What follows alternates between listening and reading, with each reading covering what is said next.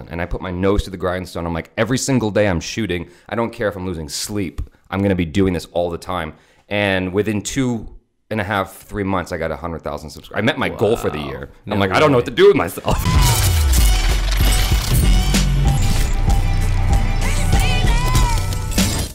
What's up, guys? Today's guest is a professional YouTuber and content creator. Please welcome to the JAMCast, Mr. Jaby Koay. So, how are you guys? What's up, man? What's going on? This is pretty cool because I have actually known Jaby for, I'd say probably 10. Longer than that. 10, 11 years, yeah. Than that. I think at least 15 years. Wow. Yeah. That is crazy. Yeah. And what's cool is that even though I've known you for so long, we fell out of touch for a little bit just because of life and work. And I recently ran into you to celebrate something very significant. Yeah. You just hit 1 million subscribers on YouTube. Yeah.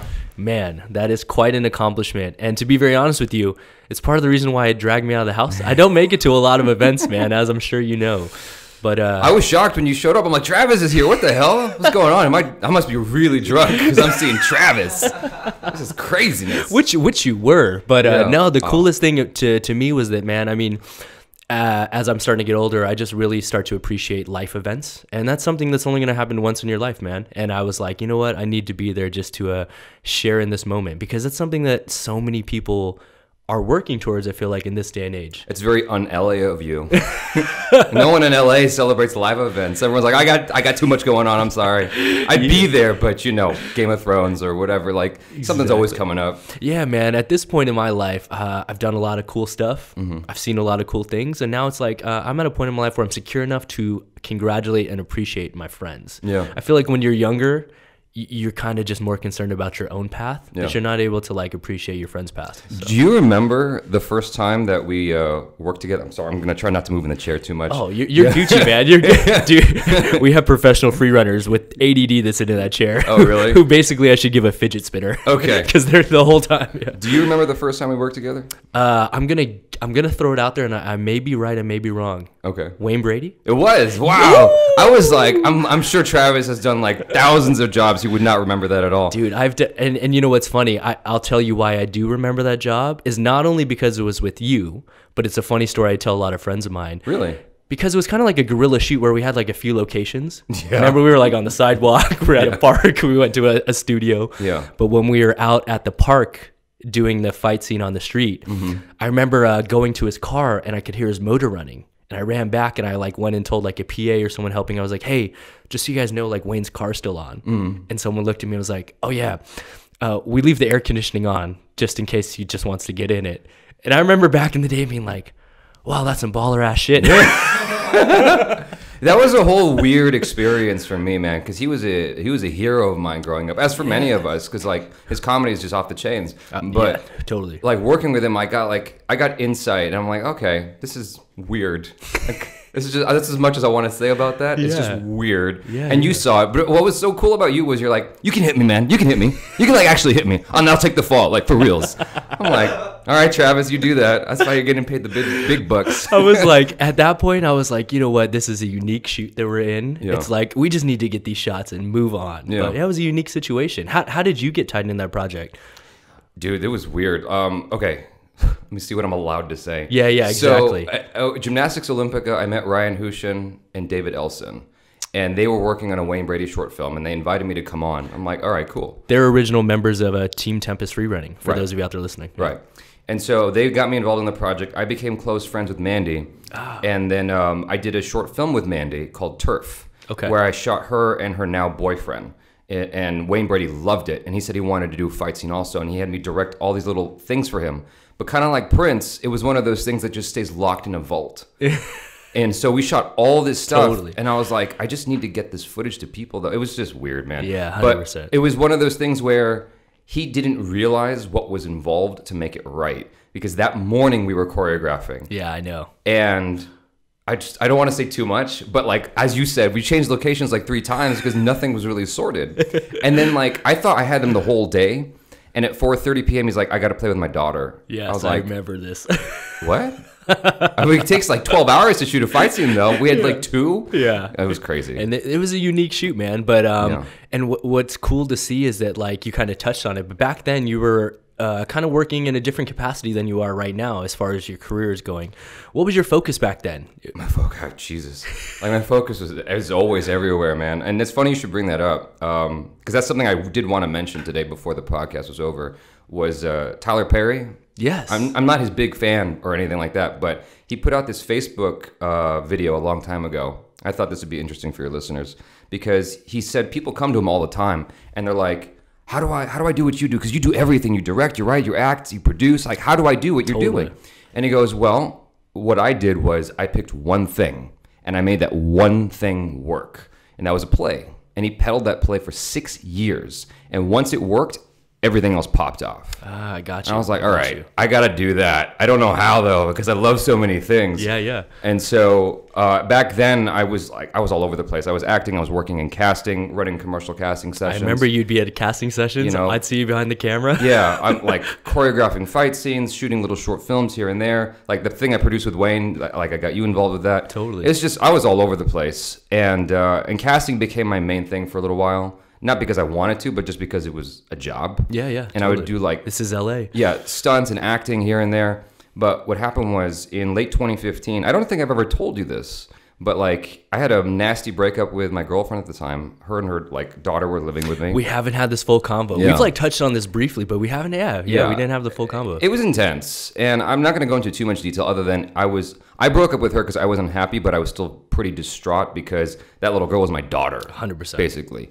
And so I went into like a serious depression. I didn't know what to do. And at that time, I did a whole bunch of different stuff on my YouTube channel between like, I had a talk show. I did do some trailer reactions. I did movie reviews, short films. Like it was all over the place. And I realized that Tyler Perry thing, I'm like, I need to focus on just like one thing. And the trailer reactions was something I could bang out over and over and over again, like all the time. And I could bring different people over. And that'll keep it fresh, and then that forces me to interact with people, kind of like this. Yeah, 100%. And that just became my thing. No way. And so, but I'd been working on that channel for at least a year or two, seriously. Nothing was really going anywhere. I was getting 1,000 subscribers a month, and then I found some Indian content by accident. It was just by accident. I'm like, oh, no one's doing that. Let me do that. Yes. And I did some trailer reactions to Indian stuff, and then overnight, it just blew up. Yeah, Paul, can you pull up one of the first videos there? So how long do you think you were doing trailer reactions for? You said about a year and a half? About a year and a half. I think it was like 2013, late 2013, because my dad had passed away in 2013. And so late 2013 is when I started getting serious about YouTube stuff. Oh yeah, this is a really old video. That's like one of the first ones. Yeah, I was gonna say go over one or two more. I love that still of me. Both of these stills are awesome. Yeah. Me so, like mid blink and shit. And what we're looking at right now is Paul, look at which one is the first date out of like those 3 or 4. The one with the Japanese chick, Yu Asakura, is the first one. Yeah, she was the first. So this is the first one that hit over 1 million views.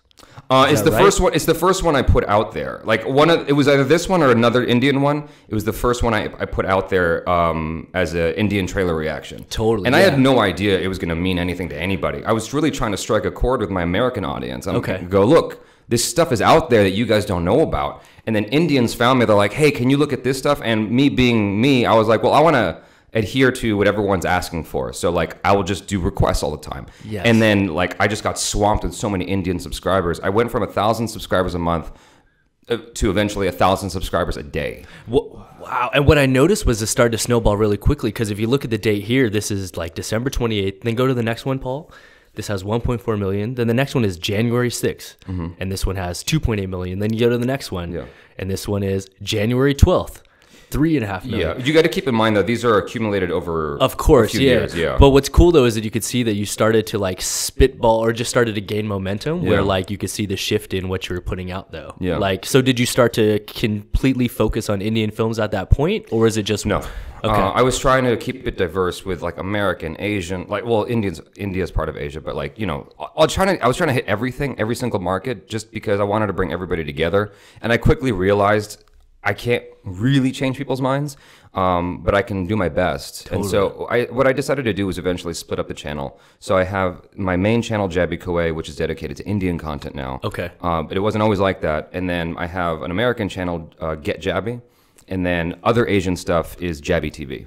Ah, okay, cool. Yeah, so like Vietnamese, Thai, Korean, Japanese, all that stuff is on Jaby. But you still are like, you have like a very specific like niche market, so to speak. Like you've kind of moved away from American films in a lot of ways, right? Like, is your main focus? Okay, your main focus. This channel has the most subscribers though is based solely on India. Yeah.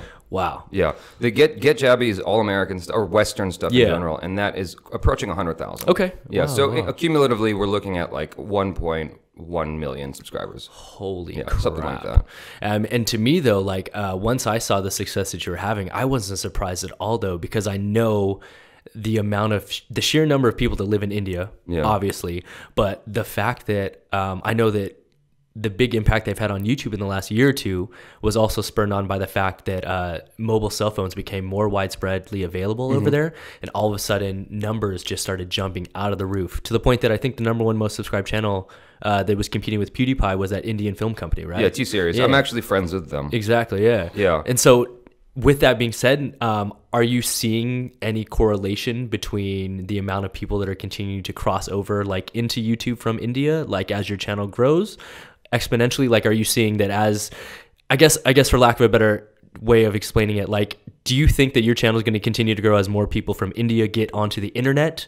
Or do you think that no matter what, you're just going to hit a plateau, I guess, you know?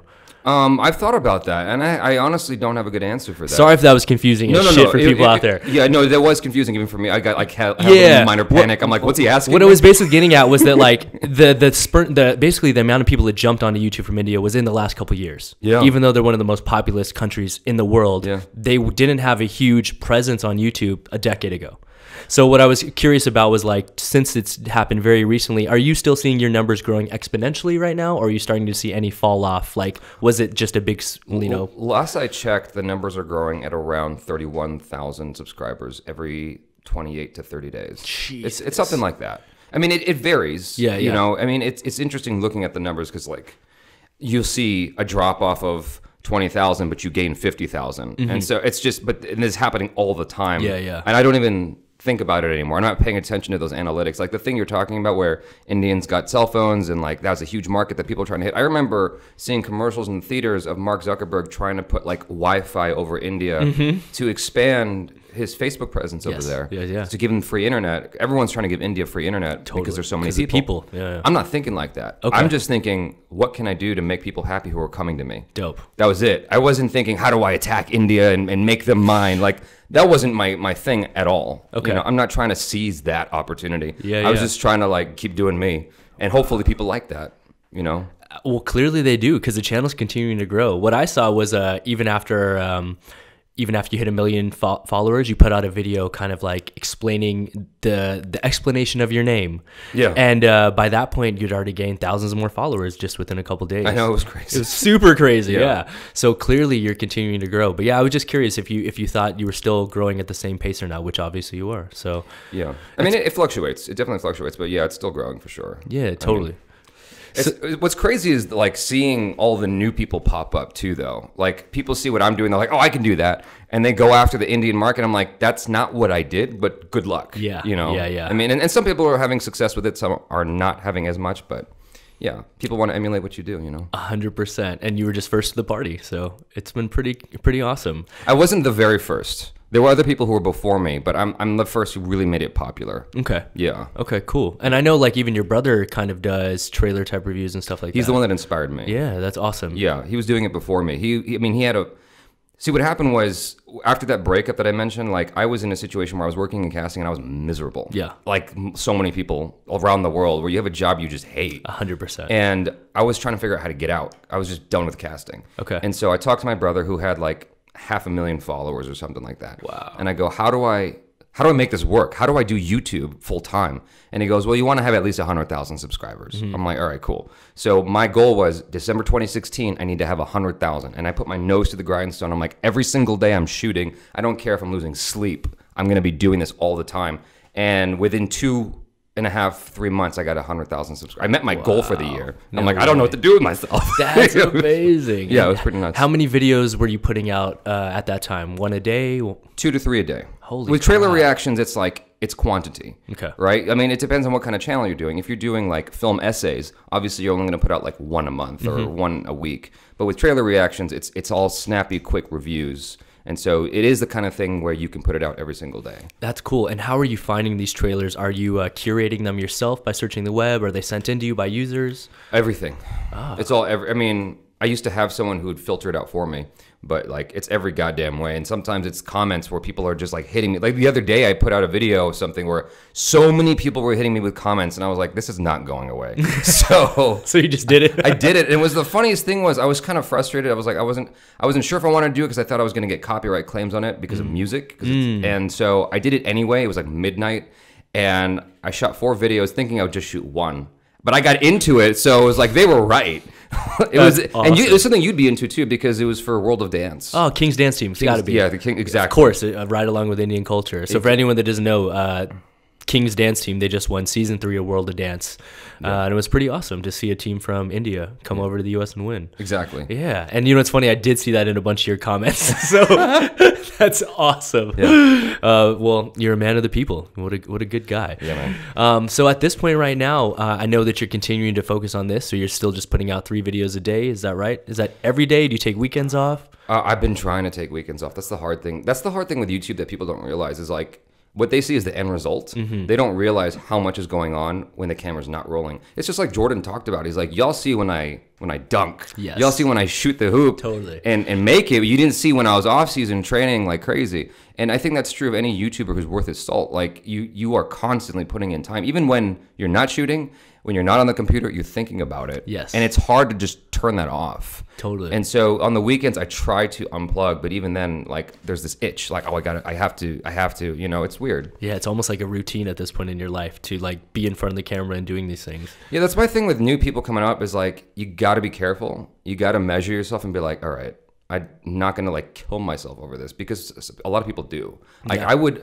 I would lose so much sleep in an effort to be the first. And it's almost like journalism where it doesn't matter like the quality for a lot of people. They just need to be the first one out there. Yeah. And for me, I try to fight against it. I'm like, I don't care if I'm the first. I want to make sure because I go back and watch my videos and I know they get seen a lot. So I'm like, I got to make sure that the quality at least is somewhat there. Yes. You know? Yeah. Like when a new Avengers trailer drops, it's like everyone's rushing to be the first one out. I'm like, I want to make sure my opinion is sound. Yes. And makes somewhat of sense, you know? Totally. So, when you're watching these trailers, are they generally the first time you're seeing these? Always. Oh, okay. Always. Awesome. So it's genuine reactions then. Yeah. If I'm at the theater and there's a trailer that I haven't seen, I literally close my eyes. I'm like, I can't ruin this. Yeah. So along those lines, have trailers... And this may be a touchy subject for you, but have trailers in some way, do the amount of trailers you watch ruin films for you? Like, do you see too much in trailers or? I mean, it depends on the movie. Like with Avengers Endgame specifically, after 2, I stopped. Even though those were huge moneymakers. Yes. Like those were all huge moneymakers. I saw my brother doing it, making a killing. And that's why I was asking you, because I know there's some films that everyone's going to want to click all of those always, yeah. And I was like, no, I'm not going to, this movie is too special for me. I'm not going to let it get ruined. And the same thing happened with Shazam, actually, because I watched all the trailers for Shazam, and I was like, I got to the movie, and I'm like, I saw all these jokes. Damn. All of them. And they were good jokes. Yeah, but it was already, you already seen it. Yeah, I saw the whole movie in the trailers, I'm like, I got to, like, tone it back. Real quick, not to get off topic too much, how was Shazam? It's good? Yeah, it was good. Okay. It was, I mean... It was good. All right, I'll check it out. Yeah, I'd say it's worth watching. It's definitely one of the better WB DC films, but it's not as great as I wanted it to be, and I think that has a lot to do with the fact that the trailers just kind of told me too much. Yeah, I feel you on it's hard to divorce myself from what I know. Okay, but I can tell you this: I saw it twice, and the first time I was an early showing through Fandango, and the audience wasn't super into it. The audience at the real D3D screening loved it. And that audience can really shape your feelings. 100%. You know? It's like being at a good party. Yeah, totally. Or like I've gone to some stand-up shows where if the audience is dead, no matter how good the guy on stage is, it just sucks. Exactly. You know? Yeah. So that's crazy. Well, one of the reasons why I wanted to have you on here is because obviously I feel like we have a lot of listeners and followers that are trying to get into the YouTube space themselves. You know, becoming an influencer is like such a hot topic these days, whether it's on Instagram or Facebook or obviously trying to get on YouTube. So for like the average kid that's out here, I just want to like set some realistic things first and then maybe get some tips. But like, how long have you been doing YouTube from your origin story till now? I mean, I had a YouTube channel for 10 years before I really started doing anything with it, right? Yeah. Like, it was just there for my short films and whatnot. I wasn't really sure what to do with it. But you gotta, I think for me, the biggest thing is, okay, there's this guy I watched a while back who actually has 2 YouTube channels. He's got a Spanish one and an American one. I forgot his name, but he said he went through all these different successful channels, and he found this one guy's, it was a Brazilian channel who had like 15 million subscribers. Wow. And he goes, I want you to see this guy. He shoots everything with a GoPro. It's like the shittiest, the fucking like thing you could possibly shoot with. Yeah. And it's like all his stuff is with a GoPro. It's like, it's just very, the quality of it's not great. Okay. But the content is interesting. And he goes, charisma and content are the most important things. Yeah. That's it. Your thumbnails don't matter. Your titles don't matter. None of that matters. What matters is content and charisma. That's it. So if you're interesting and you're really interested in what you're talking about, that's all that matters at the end of the day. I agree with that. I've seen that kind of reiterated by a lot of big YouTube stars. I've seen stuff by like Mr. Beast talking about it's not about the camera you have. He's like, I shot on crappy cameras. Yeah. No, that's very true. Actually, someone was hitting me up on Instagram going, what camera should I buy? I'm like, just use what you got. The only thing standing between you and success is you. 100%. At this point, because your phone can literally shoot, edit, you can review, you can do everything with your phone. And it's like, you can get a used iPhone for what, $100 these days? For those of you out there that are even doubting this, we run the entire JAMCast off of iPhone 10s right now. Shocked and when you told me that. And we have an iPad for the Switcher app, and it's insane. I'm like, you were flipping kidding me, dude. Like, I can literally take my entire setup, all my mics, all my cameras, and my Switcher, and it fits in a carry-on. Yeah. It's insane. Yeah. One thing I wanted to mention was part of the reason I had to reinvent myself the way I did in late 2015 is also because, part of the reason I didn't see you as much in that time frame was because I was injured. Whoa. Yeah, I was injured. We sort of talked about this a little bit, but like I got injured at Jam. Yes, we did talk about this guy.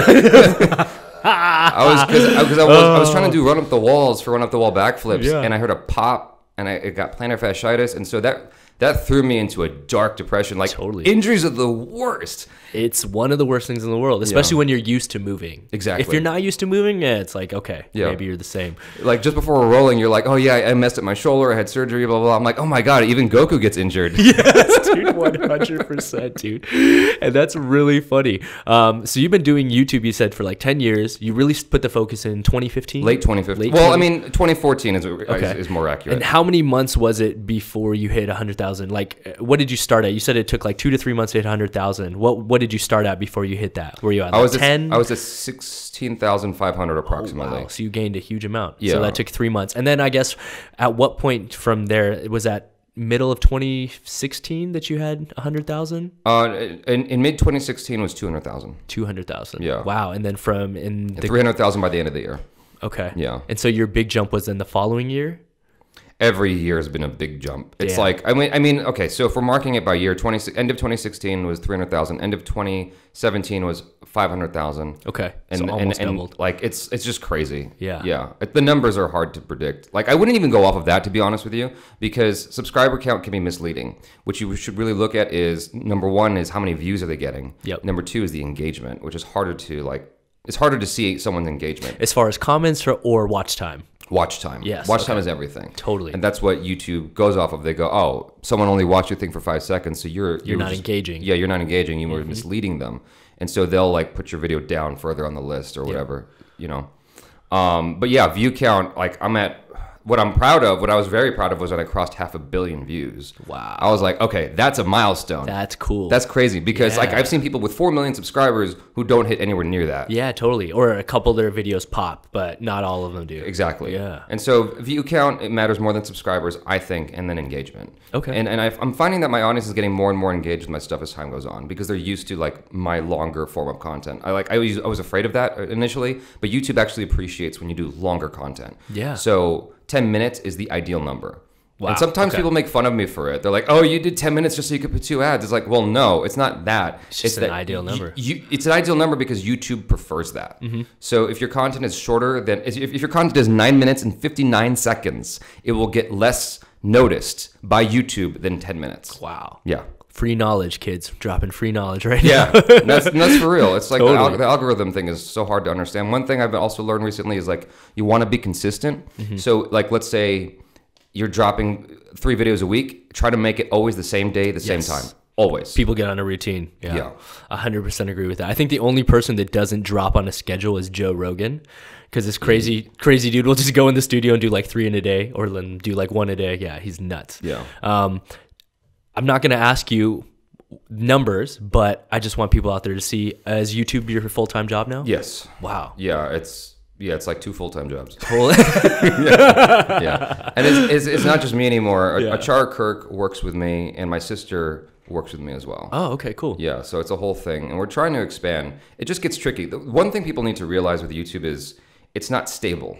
Like anything with the internet is not stable. Yeah. I don't know how some people like Philip DeFranco, for instance. I'm a huge fan of his. He's got a whole, and Linus Tech Tips. They have these huge companies. Like, when I say huge, I mean like 14, 15 people. Yeah, totally. And it's all internet video based. And it's like, it freaks me out. Like what if something happens? Like then 14 people, like now they got to find new jobs or whatever. And so what they do is they get crazy sponsorships. And Philip DeFranco himself always says, you make sure you diversify.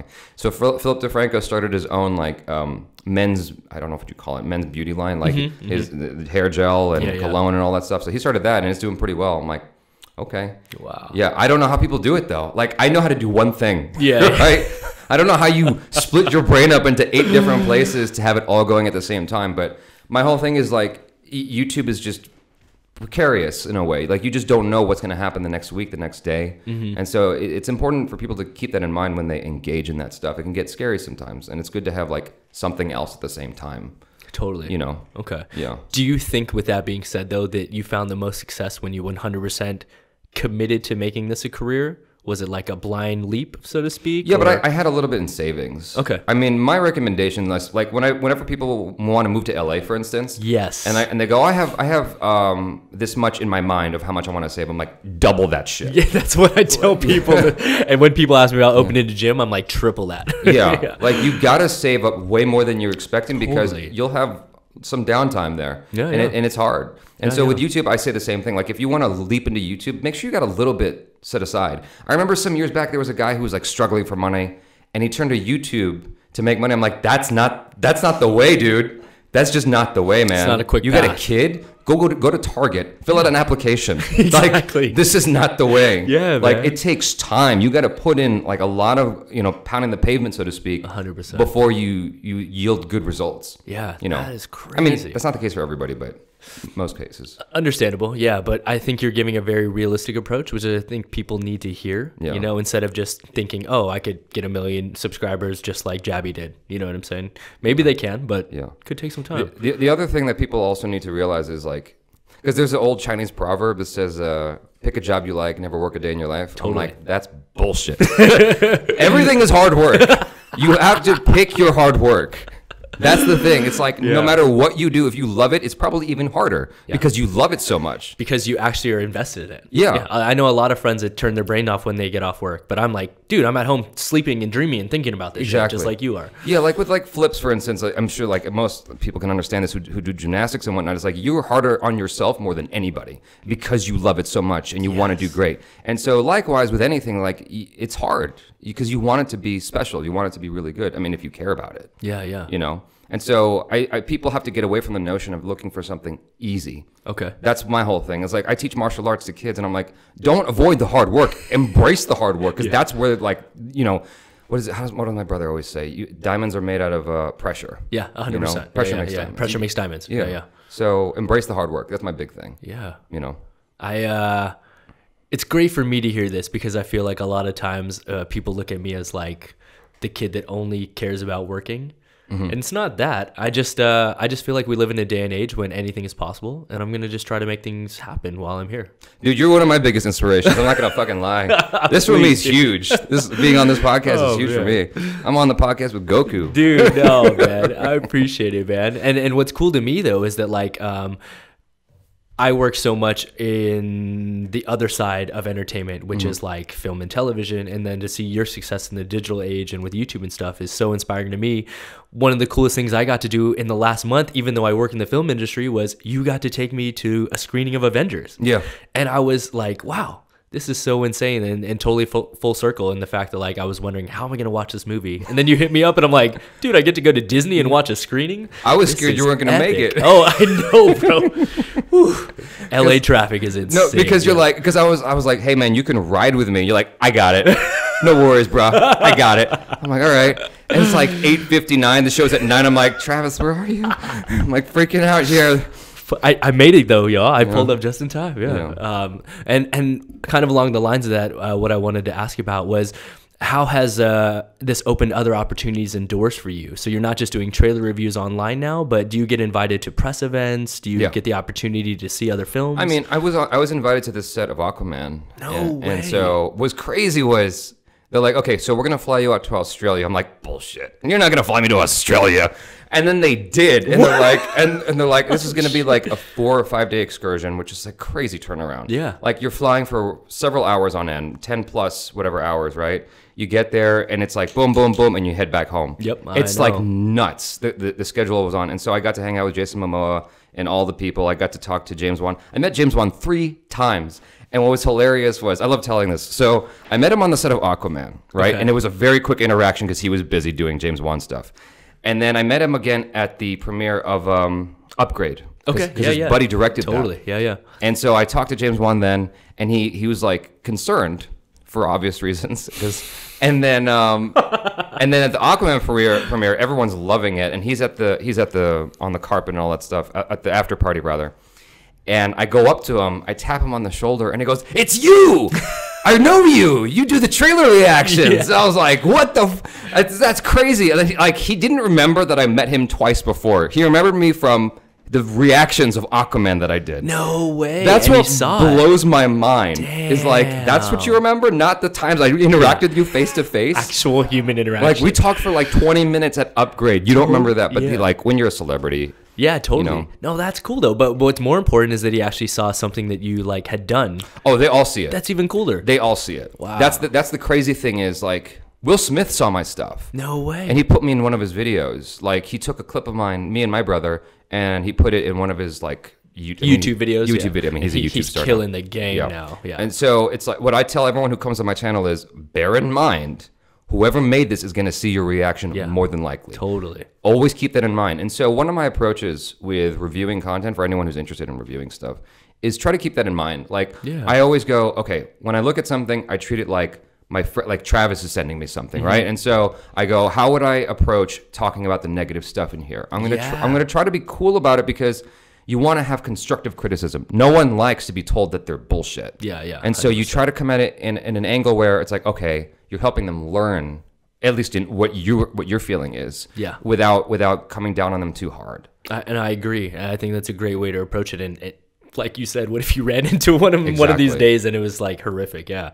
That's really cool. So what did they fly you over there for? Was it just so that you could just because I'm an influencer talk about Aquaman? And I mean they had awesome. They had a what they call EPK, electronic press kit, and they had one EPK for everybody, so we all had to kind of like struggle to get it was they gave us a fair amount of time. It was just a little bit like we wish we had our own cameras to do even more. But it was crazy, dude. Like Australia is a different place. It's just it's so beautiful, but you feel the sun right away because there's no ozone layer over there. That's crazy. And I forget what it was, but like we went scuba diving. There's this woman who runs the DC department at WB. Her name's Tiffany Smith, and she's also played Megan, the prince's wife. Oh, yeah, she played. I don't know. She played her. Okay. Sorry, after about 40 minutes in a podcast, my brain stops working. It's all good. But anyway, we went. Paul can look it up too. We went. What's it called? Paddling. Oh yeah, paddleboarding. Paddleboarding. Yeah. That's not the word for it, but it's kayaking. Right. She wanted to go kayaking. 50-50 chance. It was her and me in one kayak, and she wanted our friend Daz, who's this huge English YouTuber, to come along. He had his own kayak, and so we were told there's jellyfish in the water, but they're not that harmful. Is basically the way the leader was putting it. I'm like, all right. And so just the attitude in Australia is like, you'll be fine. Like, that's always the attitude. And so what happened was we're kayaking back to this island, right? And Daz is way behind us. Okay. And so Tiffany's freaking out because she's like, oh my God, she looks with such momentum, it tips us. And the leader was like, if you tip, I'll save you guys. I'll put you back in the boat. Yeah, he'll right you. I come out of the water and I look, and the leader's way at the island already, not giving two shits about us. And Tiffany's freaking out. I'm laughing hysterically. And she's like, there's jellyfish in the water. Oh, shit. And if I had remembered that, I would have drowned. Totally. Like, totally. I would have just, like, I would have had a panic attack. Yeah, I would have gone down. But, like, we were fine. Obviously, I'm here. So. Holy crap. Yeah, Australia's different. It's cool. I feel like everyone should do it, though. Yeah, I definitely want to hit up Australia at some point. Yeah. I had no idea about the sun, though. That's crazy. You got to be careful. It makes sense, but I didn't know that. Sunscreen, man. Yeah, it's your friend. We're just dropping free knowledge all day on today's podcast, man. So they flew me out to Australia just to like kind of talk about Aquaman, and then they gave me that footage to do my own vlog, basically. Cool. So then you got to use them. Yeah. Okay. And so if any of you ever get the opportunity to do anything like that, just know you're not going to have much time to edit. And so that's happened to me twice, because I did one for Ralph Breaks the Internet as well. Awesome. They brought me out to the raceway. That shit was bananas, because they put me in I mean, you've obviously done this a bunch of times, but for me it was new because I'd never been in a car with a stunt driver. Oh. Yeah. Yes. Okay. Yeah. And so I made an ass out of myself on that too. Because like I'm riding around with these guys at the Willow Springs Raceway track. Totally. And it's a blast, dude. And like I was riding with the stunt drivers who were doing like 180s and all this, and like, you know, I don't know the terms for all that shit, but it was awesome. Yeah. But the main driver from Baby Driver. Do you know him? I don't know. I probably do know him. I think his name's Jeremy. I forget his last name. Jeremy Fry, I think. Yeah. I know who he is. So what happens is they give us a breakdown of this person's work, and it's like these sheets, they're giving it to us that day, and I'm just like, I'm so tired because I was nervous. I didn't sleep that much that night. I'm like, I can't look at it. Achara looked at it. I didn't, which was stupid. I get on an interview with this guy, and I do what you're doing with me now. It's like, we just kind of wing it. It's just like, you know, just go for it. And usually you shoot the shit over time. You get interesting stuff because it's more personal. Totally. And so I'm doing the same thing with him, not realizing his huge body of work. And I go, so like as a martial arts guy and a fight scene dude, like I'm more critical of stuff, but I also know what I love now and blah, blah, blah. Like, what is some stuff you love? Like, what's special to you doing what you do? Yeah. Did you like Baby Driver? And he goes... Yeah, that was good. And that's all he said. And so the cut, I'm like, cool, I got my thing. I get off camera, and one of the producers was like, hey, just so you know, like, he was the main driver in Baby Driver. I'm like, oh, hold on. Okay. Roll those fucking cameras again. Yeah. This is something you're not supposed to do. Totally. Like, roll those cameras again. I'm gonna sit down and talk with him again. I was kind of selfish because I'm like, I need to correct this because I know what the comments are gonna look like. Yeah. So I made fun of myself and him at the same time, and he was a good sport about it. Yeah, really, that's crazy. Yeah, really cool guy. I've had some moments like that in my career, and I've seen other people put their foot in their mouth and be like, "Oh, holy crap!" Yeah, no, I'm Captain Foot in the Mouth, and one of the things you got to do is just roll with it and be like, "Sorry." Yeah, and just admit you're wrong and laugh at it and move on. If you're willing to, yeah. I tried not to anymore, but it's hard. One of my favorite stories is because like I used to be really bad about it. I was at Trader Joe's. I was like 17 years old or something like that. And what happens is I'm embarrassed about this, but like there's this lady behind me who goes, "Would you like a free sample?" And I thought she was like maybe 18 years old. I turn around, the lady's like 45. Okay. Right? And I go, "Oh, I thought you were so much younger when I heard your voice." "Oh, yeah, I'd like a free sample." And I ate it, and she's like, "Hey, just so you know, I know you don't realize you did this, but you offended me just now." I'm like, well, I was completely oblivious. Totally. But ever since then, I'm like, okay, let me try to not say shit. Yeah. Being a YouTuber, that's hard. Dude. You're trying to walk carefully all the time. I will never forget, there was one time I went to a church event. I was a teenage kid, hadn't seen a guy in a long time. And I was like, "Oh, like, what up, man? Haven't seen you in a long time. How's the wife?" And he was like, "We got divorced." And I was like, shit. Yeah. And same as you. Like, since that moment, I'm very cautious about what I say. Like, if I haven't seen someone in a long time, I'm like very careful about what I ask them. That's understandable, though. Yeah, that's but I still was like, whoa, super awkward now. It wasn't. That's not like going up to a lady and going, "How what do you do?" And she's not even pregnant. Like, totally, that's true. It's not that bad. Yeah, but at the same time, I guess like I felt bad in the sense of like, oh, well, maybe I should just know what's going on in his life more too. You know, so things like that. Yeah. Yeah. Unique situation though. I'll never forget that. Yeah. So I got a question for you. You still train? I mean, with you. I know you started to get back. Yeah, I'm trying my best, dude, because I love it. I mean, you saw the vlog I put out. I love flipping. I know this. It's a deep passion of mine. I don't think I'm ever like gonna be as good as like you or Anise or any of those like. But none of us are gonna be as good as Anise. Yeah, I'm like, I have no aspirations to get that far. I just love doing it. I know I'm not amazing at it. I just love the feeling of doing it. It's a passion. Like martial arts has always been a thing for me. When I was a little kid, I had this whole thing of wanting to do like all the different martial arts that there's out there ever. Totally. And I got to about 15. I'm like, maybe not so much. It's like maybe I'll pick one. Yeah, that's hard. It's like it's really time consuming. You know. Paul, hit that one. Just don't play the sound on it. Blast from the past, dude. Oh shit, this is old.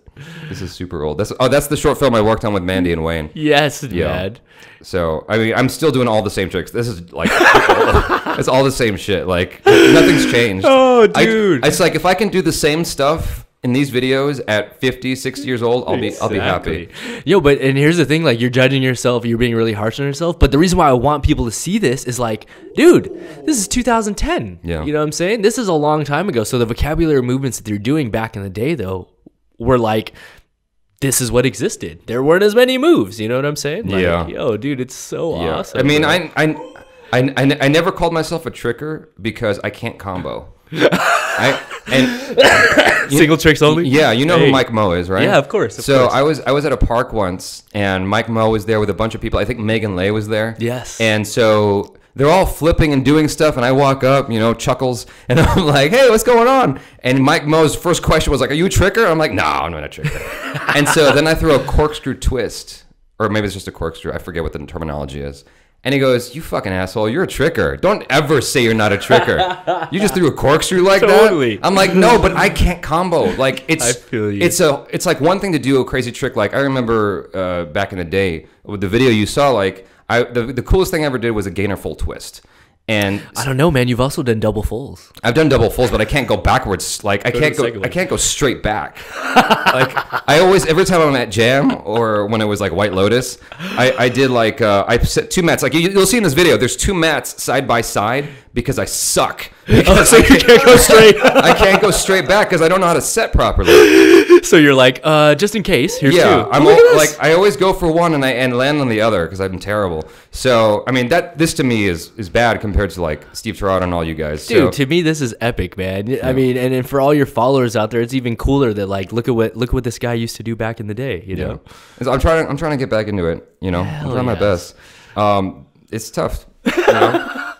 I know. But okay, so the gainer full is what I was talking about. Steve Tirado does a weird gainer full. It's like kind of angled. And so I was able to go straight. Yeah. And he used to do corks, and then you were doing like over the top gainer. Yeah, and he was like just baffled by that. Yeah. But I'm like, but you can do like so much more, man. You're like Dope Turtle. What do you? Yeah, totally. Bro. Come on, don't fuck with my ego like that, man. Don't blow smoke up my butt. It's always funny though. Like guys have like little things and like little weird quirks and stuff like that. So yeah, no, it's cool to get props from someone like Steve Tirado. Yeah. I have a video on my phone from a combo I did 5 years ago, and I've saved it because at the end of it, Anise is filming it, and he goes, "Oh, that was fucking dope."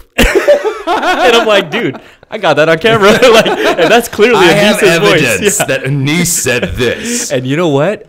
The only other time that he gave me a lot of props from is in a video I have on YouTube from 2009. I remember I landed like cart full twist touchdown, which now is a common move, but I remember I did it, and he walked straight up to me and gave me props. Okay. So I put that in a sampler. So he's your Goku then. Dude, Anise was my Goku, yeah.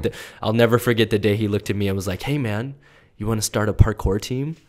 I don't even think I said anything for like 3 minutes. I think I just looked at him and then like looked at Solomon and then looked at him and was like, "What the fuck, dude? This guy asked me to be on a team with him?" That's crazy. Yeah, I shit my pants, dude. It was insane. That's crazy. Yeah, it was insane, man.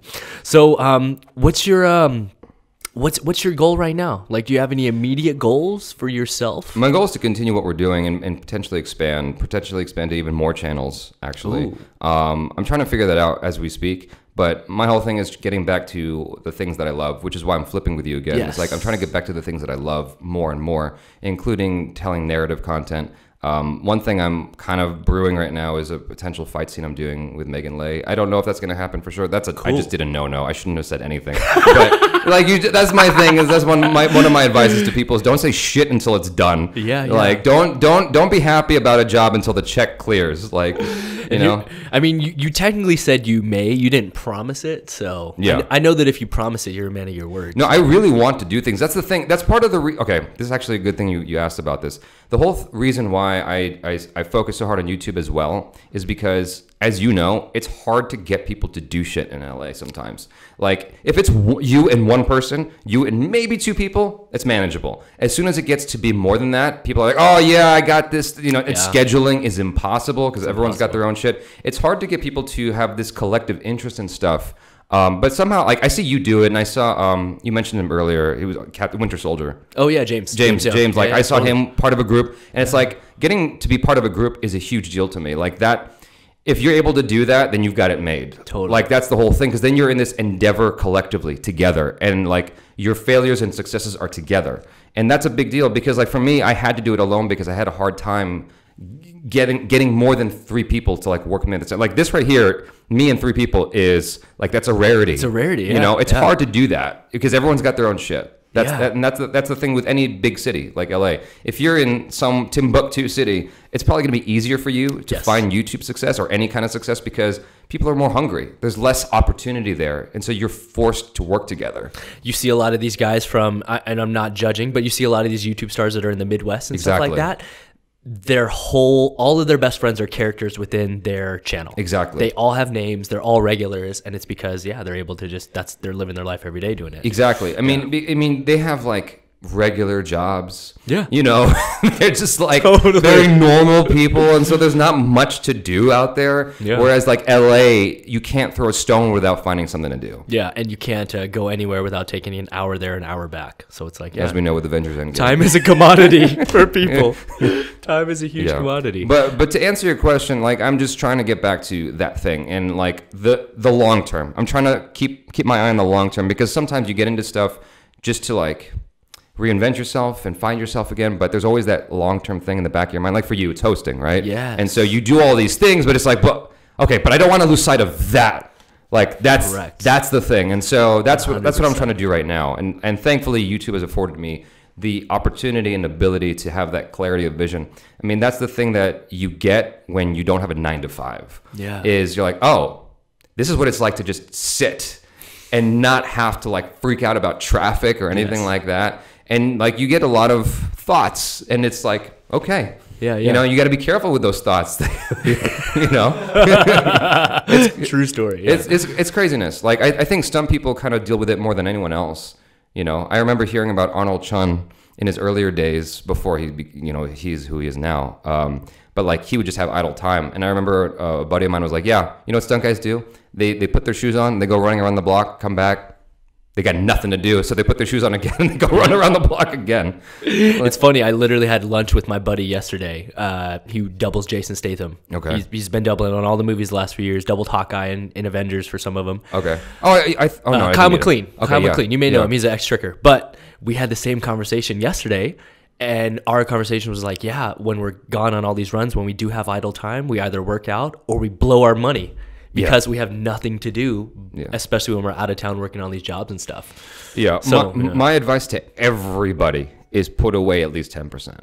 Every single paycheck. Always. That's my whole thing is that, because like you'll get money and then you'll think, oh, this is just going to keep coming. And then it stops and you're like, shit, why didn't I? You know, I remember I booked this huge McDonald's commercial back in the day, and I got a lot of money from it that year, and I was getting paychecks all the time. I'm like, this is awesome. I did this one job. I keep going back to the mailbox, and more money shows up. You know, and then it stopped one day, and I was like, oh shit. Yes. I got to go back to my regular 9-to-5, well, it was casting, but dude, I feel you. Yeah, and so my whole thing is like always put away at least 10% and never touch it.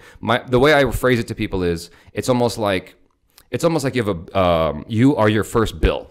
Right? Before you pay credit cards, before you pay anyone, before you pay your rent, pay yourself. You're the first bill that you got to pay. Yeah. And don't ever touch that shit, because you'll need it someday. Yeah, 100%. You know? You'll get desperate. It's smart advice, especially because a lot of our listeners out there, I'm not going to say it's all of them, but the majority of them use their bodies, and they don't realize if you get hurt, you are fucked. Yeah, it's a wrap for at least a while. You're fucked. Yeah. 100%. I remember talking to Ilram, and he was like paralyzed in the hospital. I'm like, damn, dude. And then he talked to me about Maze Runner and how he almost got killed on Maze Runner. Yeah. He's like, I'm done with this. 100%, man. And I've had some very horrific injuries before. I mean, like we talked about before the JAMCast started, I literally tore my shoulder trying a trick for fun at Jam. Yeah. Took me out for 8 months. Like, shit. It took me 4 months just to rehab my arm to use it again. And then to fully like swing it at full speed took like, a lot more time. Luckily, I have a lot of stuff to fall back on, and I choreograph and coordinate stuff. So I didn't have to rely on being a performer. But if that had happened to some other people, oof. Yeah. And you got to be, injuries, you got to be careful with your mind during that time because it can get really dark. Yes. Like when you can't do anything and you're watching everyone else get better, you're like, fuck, I'm so jealous. It's one of the most depressing times, yeah. Dude, I told you, like, you took us all out to CSUN for a parkour event. Yes. And I did a wall spin. I was very confident about my wall spins. This is a long time ago. This is White Lotus days. Yeah. 2009, I guess. Yeah. And I was very confident about my wall spin. It was the one thing I was confident about. And everyone's doing it off this table. And I'm like, that's different. Well, let me just go for it. And I go for it and I panic. I panic hard and I bail. No. And I land on, I thought I twisted my ankle. My ankle was fine. I fucked up my shoulder and got a contusion. And so I go to this guy and I'm like, he's like rubbing this special oil on me and shit. And you're icing it. And like, I couldn't do anything with it for 3 months. Yeah. And once it finally healed, I come back to White Lotus and I'm like having fun. I'm like back in the game again. And at the very end, one of the big lessons is just one more is not a good idea. Don't ever do just one more. Paul knows. Don't ever. That's my famous last words. Yeah, don't ever do just one more because I did a just one more gainer and I like messed up my foot. I'm like, what the hell? I don't even know what it was. It was something between the bones of my big toe and second toe. I'm like, I don't even know what this is. What do you call this injury? And so, dude, that's what I'm dealing with right now. Paul knows. Yeah, I'm literally dealing with a ligament injury and in my foot between my first and second toe. Yeah, and so when people see all the cool tricks online and stuff, and they want to do that, it's like, just know you gotta be ready to get injured. That's part of the process. It's all a part of it. Yeah, getting better. 100%. You start to learn about consequences as you get older. Yeah. Yeah. They start to become real when you're like, oh, I have responsibilities and obligations, and I'm responsible for myself at this point. Yeah, I mean, I'm happy to be able to do anything that I do now, given all the setbacks I remember. Like, I remember being at Valley College, and that used to be the spot everyone would go to. And then it was that and Geo. Yes, Gymnastics Olympica. And so I was at LAVC, and I was one of those things where like I was trying to improve my butterfly kick and get it over this box, and I got my first foot cleared, second foot was coming in, made contact with the box, fell face first into the floor, and I did this weird thing with my neck. I'm like, no, but I'm sorry. It's like I can't leave gymnastics fucked up. Like I got to do something good. And so redeem yourself. Exactly. You got to redeem yourself to walk out with a positive feeling, like walking out a winner, which is the stupidest thing ever. It's just ego. So that same kind of box, I stand on top of it because it's like flat, there's like you can put the rectangle this way or this way, and I put it this way to do like a huge back tuck, which is stupid. And so I asked my friend to hold it, and he didn't hold it very securely, so it rolled. Of course it did. And as I go into my back tuck, my face makes contact with it. And like I've just fucked up my neck for like 6 months. I was afraid to do anything. No shit. And it was a big deal for me just to go back to back handsprings. Yeah, just because of the fear and also the injury. Yeah. But the good thing is now I'm confident in doing back handsprings on concrete. 100%. Yeah, like I remember I was at a bar and I did a back handspring, and this girl was like, "Woo, do something else. I'll buy you a drink." I'm like, "Okay." You're like, I got that one unlocked. Yeah. But yeah, man, you can't take anything for granted, no matter what it is. Paul is an elite level free runner. Mm-hmm. He broke his neck in a foam pit. Probably where you would think you're the safest. No, I know for sure it's not the safest. Firsthand. I did double, like, Wayne Dalgas? Yes, of course. He would, like, egg me on to do, like, bigger and stuff because he's amazing. Totally. And I'm like, dude, I'm not you. He's like, no, you can do this. And so he did a double gainer into the foam pit at Geo? At Geo. Yeah. I'm like, all right. I go for it, and I land head first, and you just go straight to the bottom. That's what he did. When you go at the right angle. That's how he broke his neck, yeah. And, like, what's scary is it's kind of like the ocean because you don't know up from down. Yes. And you're, like, swimming into the bottom. Totally. You're like, fuck, and you can't breathe. There's chalk going in your lungs. Yeah, it's like, holy shit. Yeah, he went for quad front. Went for quad front and did 3.5. boom. Oh shit! Just landed straight and broke his shit. Oh, man. Yeah, that is crazy. Yeah. But the trampoline is where I learned how to do everything, though. Like that's how I got my confidence with full twists and stuff like that. Yeah. So, Whoa. I mean, there's a benefit there. There is. It can also be a crazy thing. I stay off the trampolines. Really? Yeah, I prefer to just use the ground. I prefer, and you know what's funny? A niece too. A niece, if you put a niece on a trampoline, he won't jump. He'll stand dead still, no bounce, and then he'll just go and throw his trick. He doesn't like getting the height because it scares him. He's like, I don't need the height. I jump so high. Here's a question I have for you, man. How come there isn't a single trampoline in the world surrounded by pads? Bro. Like, why? You're right. Like a completely, like, fully cushioned... Completely Jaby safe. That's what I want. I know what you're saying, bro. I'm the type of person that, like, if I buy one of those trampolines from my backyard, I put the net up. Okay. My friends take it off because they're like, it bends in. I'm like, I don't give a shit, dude. I don't know where I'm going sometimes. Like, I could get kicked off. Well, like, but even at, like, truth be told, like, even at Jam, like, it's up high. Oh, I know. And I'm like, I'm so scared of messing myself up. I just get freaked out about the possibility of like flying off. I was at Mike Chat's place, XMA, and he's got a trampoline with like kind of surrounded by mats, but there's like a bar right there. Yeah, I know the viewing bar to like stop people from walking in. It's right there. I know, dude. I know. And I'm like, it's one side of it basically. Yeah, what if I fly into that? I'm a wrap for like a year. I'm not gonna be right for a long time. Dude, 100%. You know, I can't even walk in there. I'll be so embarrassed. Yo, I feel you, and I think about that all the time. I think the craziest story I've ever seen firsthand was I was at Tempest Northridge. I don't know if you've ever been there. They have a platform that is above the trampoline. Okay. So you can step off the platform and drop, what do you think, like 8 feet, Paul? Maybe like 8? Yeah, so you like stand on the platform, you can drop to the trampoline and then land back on top of the platform. Or you can go hit the trampoline and try to flip in. The thing that people don't realize though is if you're jumping to a trampoline from 8 feet high, it's not like landing on the ground. It's a lot of momentum. There's give, like you have to like know the responsiveness of the springs.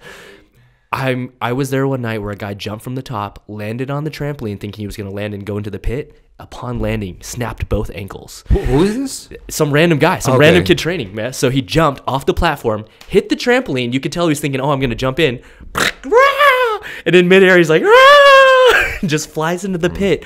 And I'm like, holy shit, dude. We just saw a guy break both ankles from the top. That's upsetting. Yeah, it was insane. But then he was stuck in the pit, and like we had to pull him out. Just hearing that story is making me upset. That's crazy. It was crazy. The nuttiest thing I ever saw was you know those parallel bars that people like swing on? Of course. Yeah. I was 14 or 15 years old at LAVC, and I saw a bunch of guys running at the same time. Like, what the hell's going on?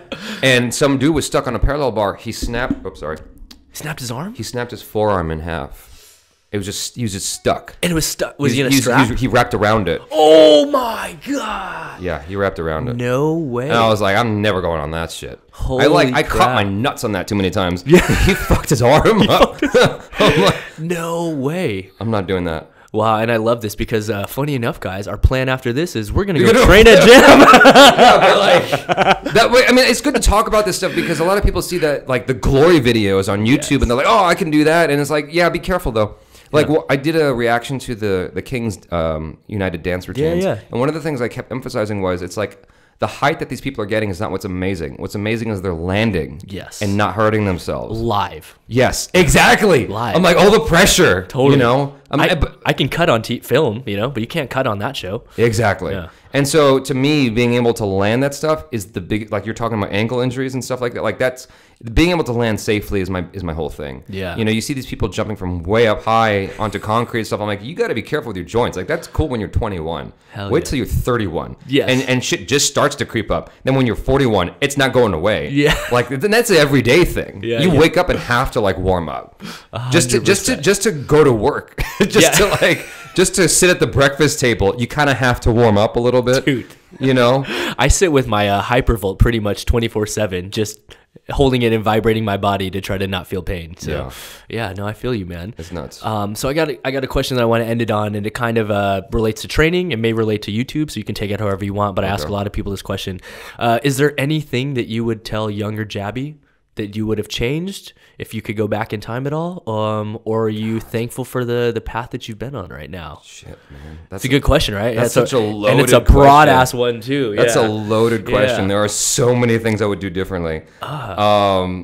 And you can talk about as few or as many as you'd like, but I always bring that up because people that are at I think that it's important for people to see where you've come from to where you're at now. Yeah, dude. I remember I was in therapy about a year back, and the therapist was like, "You're really hard on yourself." I'm like, "Yeah, because I need to be." She's like, "You're too hard on yourself." I'm like, "I don't think I'm hard enough on myself. I think I'm a lazy fuck." Wow, yeah. And it's like, and the reality is I'm not, but I was, and I'm trying to make up for lost time all the time because, okay, LAVC, I met Andy Chang. Yes. And Jackie Chan stunt team. Jackie Chan stunt team, and I recognized him before anyone else did. No one knew who he was. And I'm like, and I didn't know his name, but I knew his face. He's in the background of every fight. Exactly. And I'm like, dude, are you in Jackie Chan's stunt team? He's like, yes, I am. I'm like, okay, cool. And I wrote a script, which was a dog shit script because I was 14. You can't write anything good when you're 14. Yeah. And so I was like, can you give Jackie Chan my script? And he's like, okay, cool. And he saw me do a fight scene with my buddy. He's like, shoot that fight scene, put it with the script, and I'll give it to Jackie Chan. And I never did anything with it. I was just too scared. I was like, I was such a perfectionist. I'm like, this isn't good enough. And I spent so much time trying to perfect it. By the time I did, like, that opportunity, that ship sailed. And it's like, some people get so caught up in being a perfectionist that they don't do enough. Yep. You know, and it's like, perfectionists aren't the ones that are remembered. It's the people who do the work that are remembered. And so if I had advice for my younger self, it'd be like, don't be so afraid. Yeah. You know, do the work and just put it out there and see what happens. And don't put your foot in your mouth. You know, I would have also told myself to break up with my first high school girlfriend a lot sooner. You know, it's like when you're in high school, when you're a teenager, you get wrapped up in love and stuff like that. I'm like, that's the worst possible thing that could happen to you. Fucking explore. Yeah. Like, I'm not saying sleep with everybody, but explore so you understand what you like. You know, because people, like, every teenager goes, oh, this is different. You know, this is different. I'm in love. What you had obviously wasn't special. Yeah. This is different. It's like, no, it's not. Yeah. No, we all go through that, dude. And we become different versions of ourselves over the years. Exactly. The person that I was back in high school had similar values, but I was a totally different person in a lot of ways. Yeah. Yeah, it's crazy. I mean, learn to let go is another thing. That's one of my big things is learning how to let go, because, like, I think that when you're really passionate about, when you're an artist, sometimes you harbor things, and it's like you got to learn how to let go of what you have no control over. Just let go. It's 100%. Not your fault. You can't do anything about it now. Even if it was your fault, what can you do now? Let go. You know, just let go, move on, move forward. Those are the kinds of things I would tell my younger self, but I don't even know if I would listen. Yeah. That's the funniest thing is, like, I was a stubborn kid. You know? Honestly, though, the first thing that you touched on, I think, is something that everyone out there needs to hear. And it's something that I was guilty of myself, just being overcritical and not putting things out, or being too self-conscious that it almost restricts you, and it restricts your progress, and it restricts your ability to get feedback from people from the outside world. Even as simple as starting a YouTube channel. Yeah. I'm sure there's thousands of kids that are listening to this right now that have thought about it, that just haven't pulled the trigger. Oh, I got friends who are crazy talented. Yeah. Who are afraid to do anything. And I'm like, what is wrong with you? Just jump, baby. I'm like, I'm jealous of you because I think you've got more talent than I do, but I'm the one who's putting my nose to the grindstone every day. Yeah. If you just do the same thing, you'd be just as, if not more successful than me. Just do it. Just fucking do it. Like, what are you waiting for? I mean, Nike made a shitload of money for a reason, right? Yeah, exactly. Yeah, I mean, that slogan is true. You know? It's simple, but it's very meaningful. It's to just do the work. Yeah. Just do the work. And put it out there, listen to the feedback, and adjust. But don't forget who you are. Hell yes. You know? I think it's invaluable advice on top of all the other things that you spit, man. You drop so many pieces of knowledge out there. Like, it's good for me to hear them myself, but more importantly, I hope that everyone out here really takes them to heart, man. I appreciate you coming by and sharing your perspective. Yeah, man, this was fun. Hell yeah, man.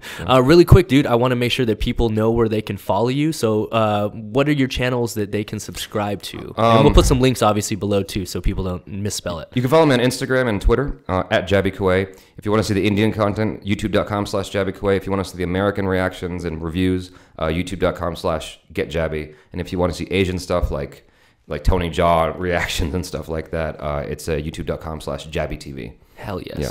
So there's like a new Vietnamese trailer I was telling you about. Like, Vietnam's coming up. That's the next thing. I'm excited about that. They're on the rise, man. Yeah. They are on the rise. And funny enough, I know Indian film is continuing to be on the rise.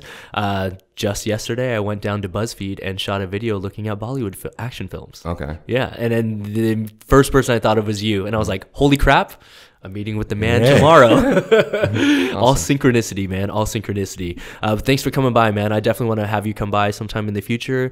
If you ever want to talk about anything, just let us know, man. Awesome. Feel free to use Jam as a platform. All right, thanks, man. Hell yeah, man. Thanks for joining us again, guys, on another episode. Be sure to like, comment, and subscribe for new videos each and every week. Join us every Monday for brand new Jam breakdowns, looking at the top clips from throughout the movement world, and every Friday for brand new JAMCast just like this, where we interview influential people just like Mr. Jaby Koay himself. So with that being said, guys, a very special thank you as always to Mr. Paul Whitecotton for running things behind the cameras.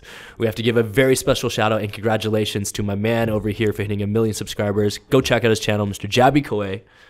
And as always, guys, I'm your host, Travis Wong. Thanks for joining us here on another JAMCast. Until next time, we'll see you all soon.